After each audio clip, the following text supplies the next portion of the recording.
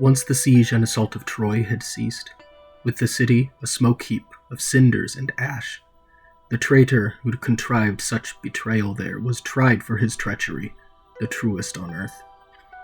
Aeneas it was, with his noble warriors who went conquering abroad, laying claim to the crowns of the wealthiest kingdom in the western world. Mighty Romulus quickly careered toward Rome and conceived a city in magnificent style, which, from then until now, has been known by his name. Tisius constructed townships in Tuscany, and Langobard did likewise, building homes in Lombardy. And Lombardy? I'm not really sure how to pronounce that properly. And further afield, over the Sea of France, Felix Brutus founds Britain on broad banks most grand. And wonder, dread, and war have lingered in that land, where loss and love, in turn, have held the upper hand. Alright, so this is just like a little prologue to set the stage of history. It doesn't actually, it's not really that important to the plot, though, so don't get too wrapped up in remembering all these names, unless you just want to remember history, I guess. In that case, it's good to know. After Britain was built by this founding father, a bold race bred there. Battle-happy men, causing trouble and torment in turbulent times, and throughout history, more strangeness has happened here than anywhere else I know of on Earth. But most regal of rulers in the royal line was Arthur. King Arthur, our boy, is here, folks, who I heard is honored above all, and the inspiring story I intend to spin has moved the hearts and minds of many. An awesome episode in the legends of Arthur. So listen a little while to my tale, if you will, and I'll tell a tale as it's told in the town where it trips from the tongue. Yeah, get used to a lot of alliteration in this. Epic poetry loves alliteration. And so do I. And as it has been inked in stories bold and strong, where loyal letters linked have lasted loud and long. It was Christmas time at Camelot, King Arthur's court. Hey, this is a Christmas story. If I was smart, I would have had this out a few weeks ago, when it would be more timely. But I'm stupid. Sorry. King Arthur's court, where the great and the good of the land had gathered, the right noble lords of the ranks of the Round Table, all roundly carousing and reveling in pleasure. Time after time, in tournaments of joust, they had lunged at each other with leveled lances, then returned to the castle to carry on their caroling, for the feasting lasted a full fortnight and one day, with more food and drink than a fellow could dream of. The hubbub of their humor was heavenly to hear, pleasant dialogue by day, and dancing after dusk, so house and hall were lit with happiness, and lords and ladies were luminous with joy. With all the wonder in the world they gathered there as one, the most chivalrous and courteous knights known to Christendom, the most wonderful women to have walked in the world, the handsomest king to be crowned at court. All these fair folk in their first age, together in that hall, most fortunate under heaven, with Arthur, that man of high will, no bolder band could ever be found on field or hill. With the new year so young, it still yawned and stretched. Helpings were doubled on the dais that day, and as king and company were coming to the hall, the choir in the chapel fell suddenly quiet. Then a chorus erupted from the courtiers and clerks. "Noel!" they cheered. Then, "Noel! Noel! New Year gifts!" the knights cried next, as they pressed forward to offer their presents, teasing with frivolous favors and forfeits, till those ladies who lost couldn't help but laugh, and the undefeated were far from forlorn. Their merrymaking rolled on in this manner until mealtime, when, worthily washed, they went to the table, and were seated in order of honor, as was apt, with Guinevere in their gathering. Hey, Guinevere! Gloriously framed at her place on the platform, pricelessly curtained by silk to each side, and canopied across with tasteful tapestries of Toulouse and Tharsia. I don't know what that is, so I'm going to put a definition on screen. There you go. Studded with stones and stunning gems, beyond pocket or purse, beyond what pennies could buy. But not one stone outshone the quartz of the queen's eyes. With hand on heart, no one could argue otherwise. Oh, okay, so Guinevere's supposed to have, like, gray eyes, I guess? Yeah, it's pretty common for European folk. I mean, I've got grayish eyes myself. I'm getting off track. Sorry. This is a more casual rating if you haven't noticed. I'm just having fun with this. But Arthur would not eat. until all were served. He brimmed with ebullience, being almost boyish in his love of life, and what he liked the least was to sit still watching the seasons slip by. His blood was busy, and he buzzed with thoughts, and the matter which played on his mind at that moment was his pledge to take no portion from his plate on such a special day until a story was told. Some far-fetched yarn or outrageous fable, the tallest of tales, yet one ringing with truth, like the action-packed epics of men-at-arms, or till some chancer had challenged his chosen knight, dared him with a lance to lay life on the line, to stare death face to face and accept defeat should fortune or fate smile more favorably on his foe. Within Camelot's castle, this was the custom, and at feasts and festivals when the fellowship would meet. With features proud and fine, he stood there tall and straight, a king at Christmas time, amid great merriment. Alright, so Arthur doesn't want to eat until something cool happens, or somebody tells a cool story. Because he's a man-child. I mean, he literally became king when he was still a child. But he's cool. Arthur's cool. At least in this story, he's cool. In most stories, he's cool. And still, he stands there just being himself, chatting away charmingly, exchanging views. Good Sir Gawain is seated by Guinevere, and on his other side, Agravain the Hard Hand sits. Hey, Agravain! Both nephews of the king, and notable knights. At the head of the board sat Bishop Baldwin, with Yvain, son of Urien, to eat beside him. Hey, we have a Yvain reference! I keep forgetting that other knights are referenced in this story. I always forget that. I guess I'm going to have to draw some of these guys. For those sitting on the dais were splendidly served, then those stalwarts seated on the benches to the sides. The first course comes in to the fanfare and clamor of blasting trumpets, hung with trembling banners, then pounding double drums and dinning pipes. Weird sounds and wails of such warbled wildness that to hear and feel them made the heart float free. Flavorsome delicacies of flesh were fetched in, and the freshest of foods, so many in fact that there was scarcely space to present the stews, or to set the soups in the silver bowls on the cloth. Each guest received his share of bread or meat or broth, a dozen plates per pair, plus beer or wine, or both.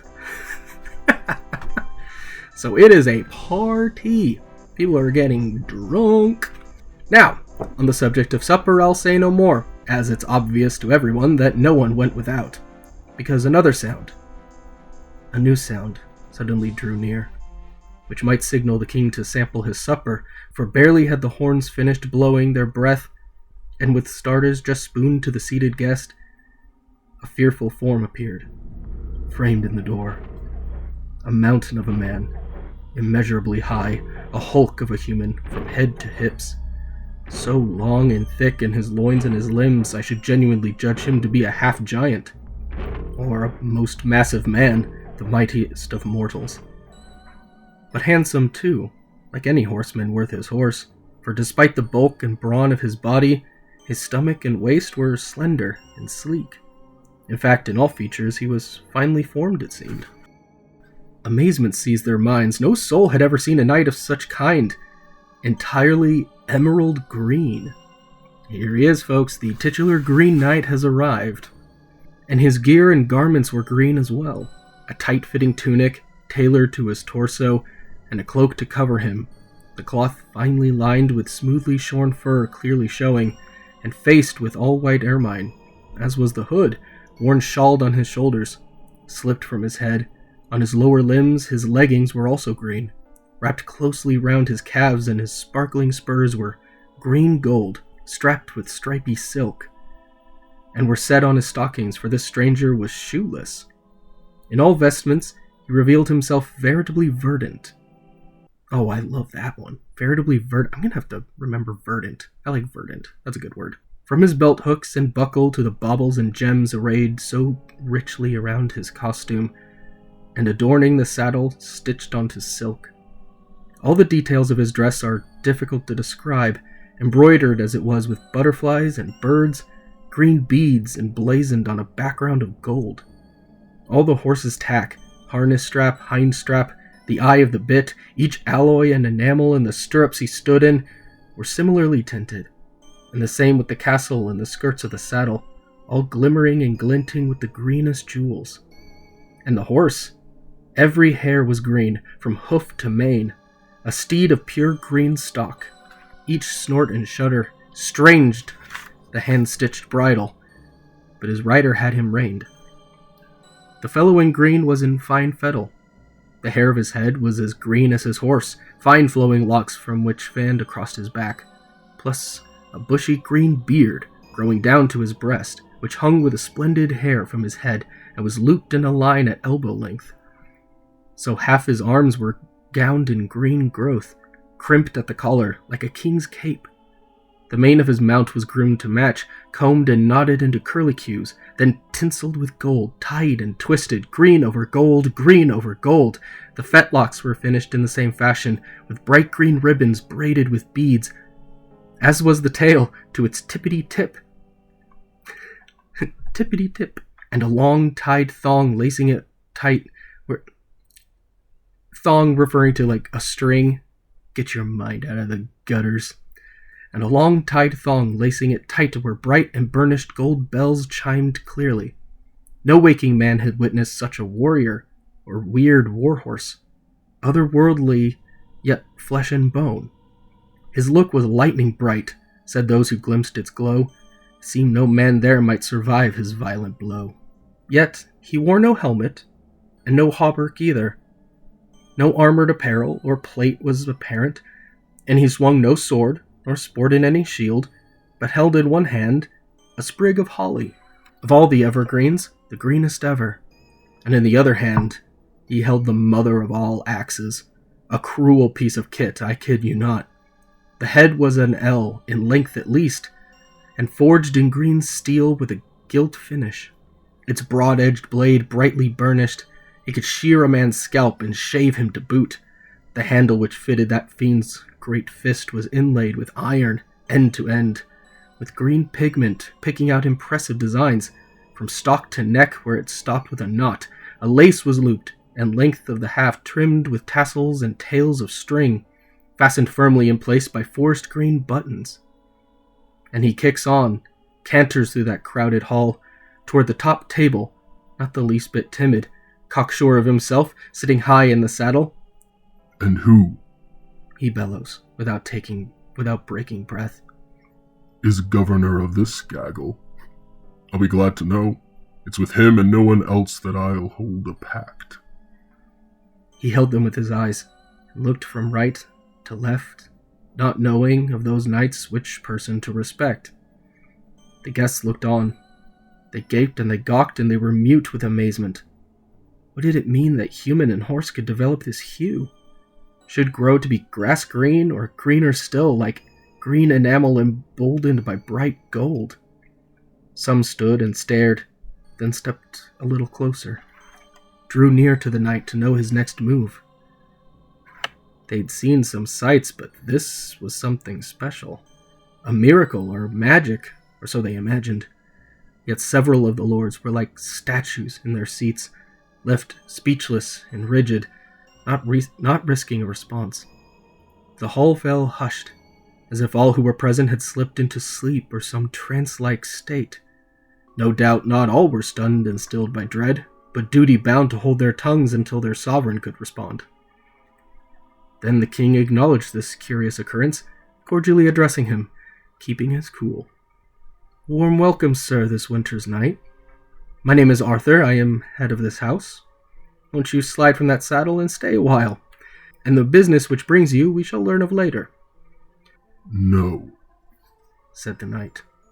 "By him in highest heaven, I'm not here to idle in your hall this evening. But because your acclaim is so loudly chorused, and your castle and brotherhood are called the best, the strongest men to ever mount the saddle, the worthiest knights ever known to the world, both in competition and true combat. And since courtesy, so it is said, is championed here, I'm intrigued and attracted to your door at this time. But be assured by this holly stem here in my hand that I mean no menace.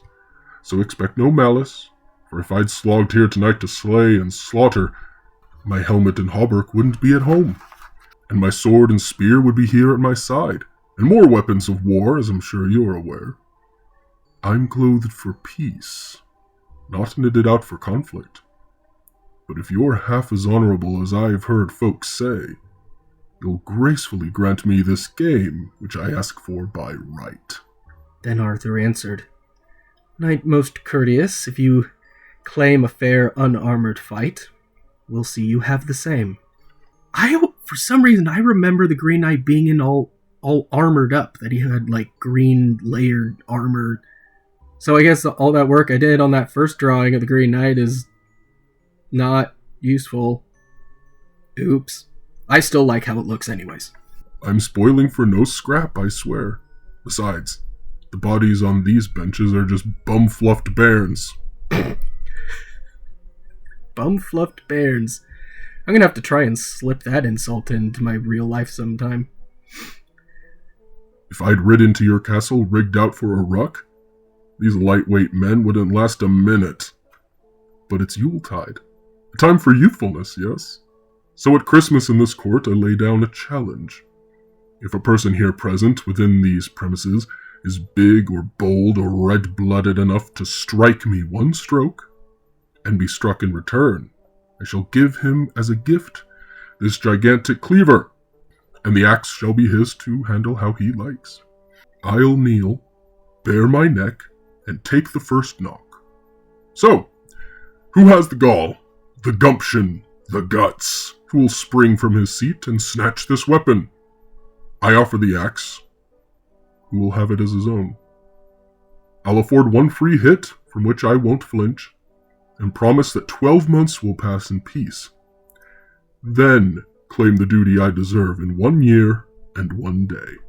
Does no one have the nerve to wager in this way?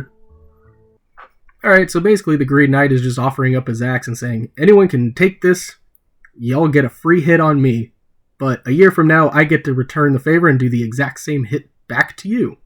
Weird rules of the game, maybe there's some mind games going on, who knows, let's continue and find out.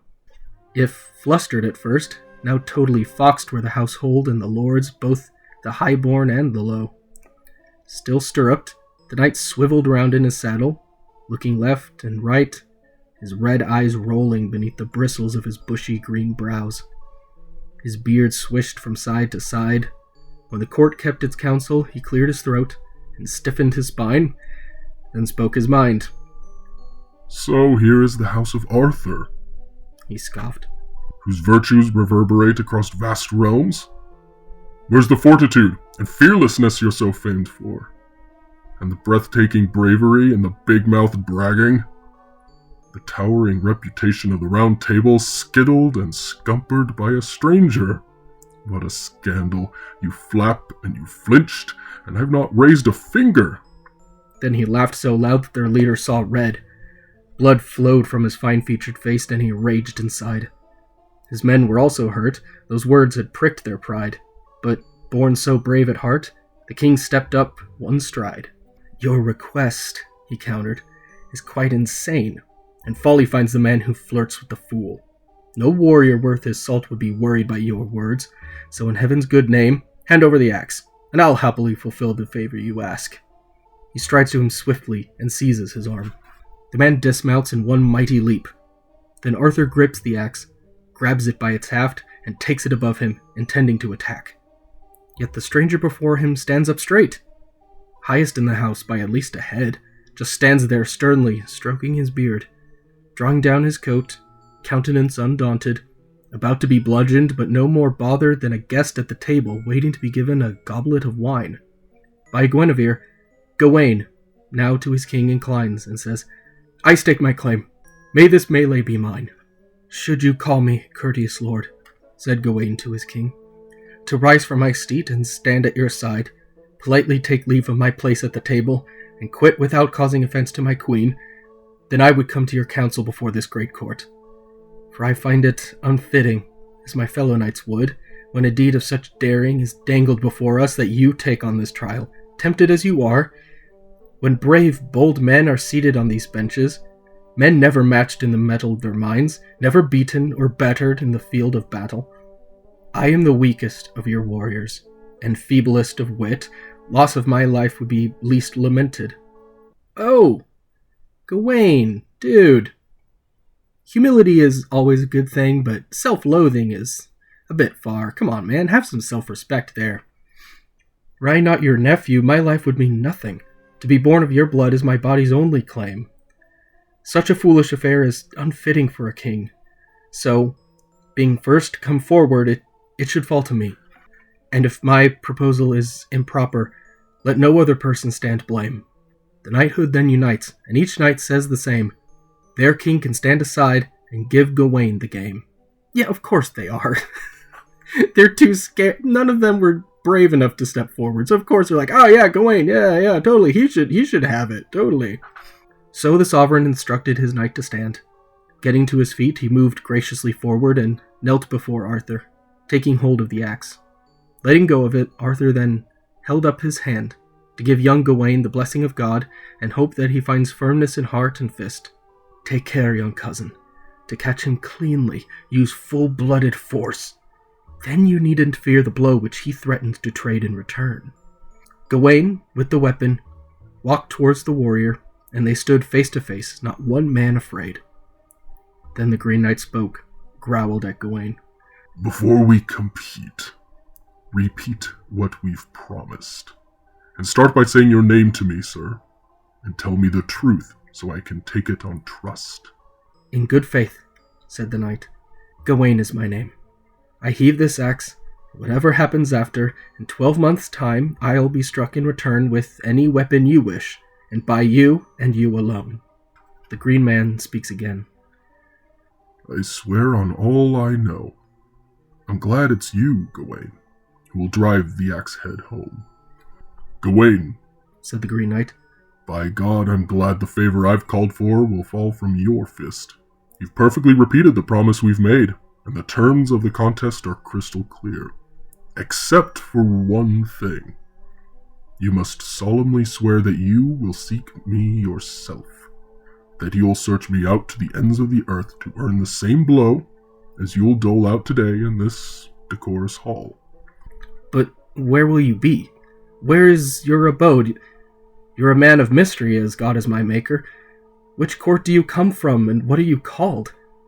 There is knowledge I need, including your name. Then I shall use all my wit to work out the way, and keep to our contract, so cross my heart. But enough at New Year. It needs nothing more, said the warrior in green to worthy Gawain. I could tell you the truth once you've taken the blow.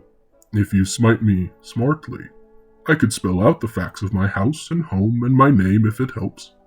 Then you'll pay me a visit and vouch for our pact. Or, if I keep quiet, you might cope all the better, loafing and lounging here, looking no further. But we stall! Now, grasp that gruesome axe and show your striking style, he answered. Since you ask, and touched the tempered steel. Alright, so Arthur is telling Gawain that he needs to just kill him. Just kill him so that Gawain doesn't have to worry about being struck in return, but the Green Knight is playing a little bit mind game saying, hey, if you're smart, you'll hit me in a way so that I'll tell you everything about me. The Green Knight took his stance, prepared to be struck, bent forward, revealing a flash of green flesh as he heaped the hair to the crown of his head, the nape of his neck, now naked and ready. Gawain grips the axe and heaves it heavenwards, plants his left foot firmly on the floor in front, then swings it swiftly toward the bare skin. The cleanness of the strike cleaved the spinal cord and parted the fat and the flesh so far that the bright steel blade took a bite from the floor. The handsome head tumbled onto the earth, and the king's men kick it as it clatters past. Yeah, so he actually just chopped his head off. Blood gutters brightly against his green gown, yet the man doesn't shudder, or stagger, or sink, but trudges toward them on those tree-trunk legs, and rummages around, reaching at their feet, and cops hold of his head and hoists it high, when strides to his steed, snatching the bridle, steps into the stirrup and swings into the saddle, still gripping his head by a handful of hair. Then he settles himself in his seat with the ease of a man unmarked. Never mind being minus his head. That took a spoopy turn.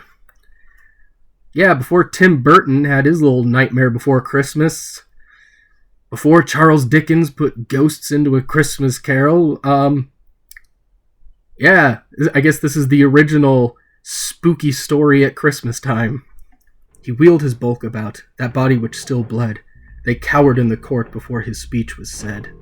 For that scalp and skull now swung from his fist, to the noblest at the table he turned to face, and it opened its eyelids, stared straight ahead, and spoke this speech, which you'll hear for yourselves.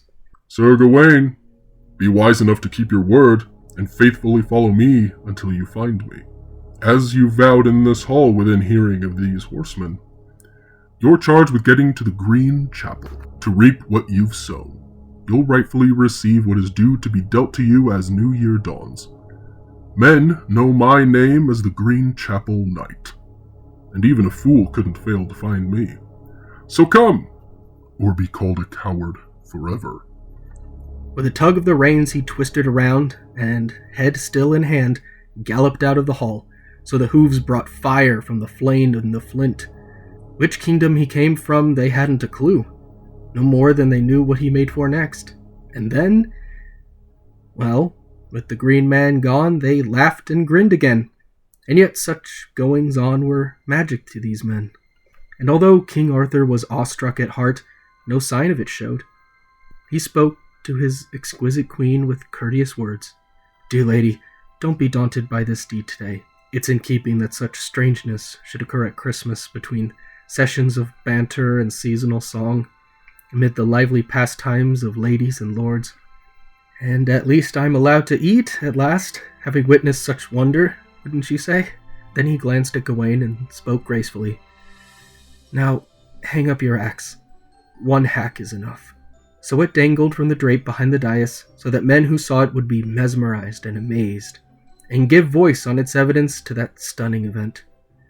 Then the two of them turned and walked to the table, the monarch and his knight, and men served the meal. Double dishes apiece, rare delicacies, all manner of food, and the music of minstrels.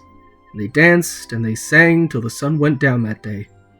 But mind your mood, Gawain, lest dread make you delay, or lose this lethal game you've promised you will play. And that, ladies and gentlemen, is part 1 of Sir Gawain and the Green Knight. So, what's Gawain gonna do? Is he gonna seek out the Green Knight as he promised, or is he gonna try and avoid it? Let's find out in part 2, coming soon.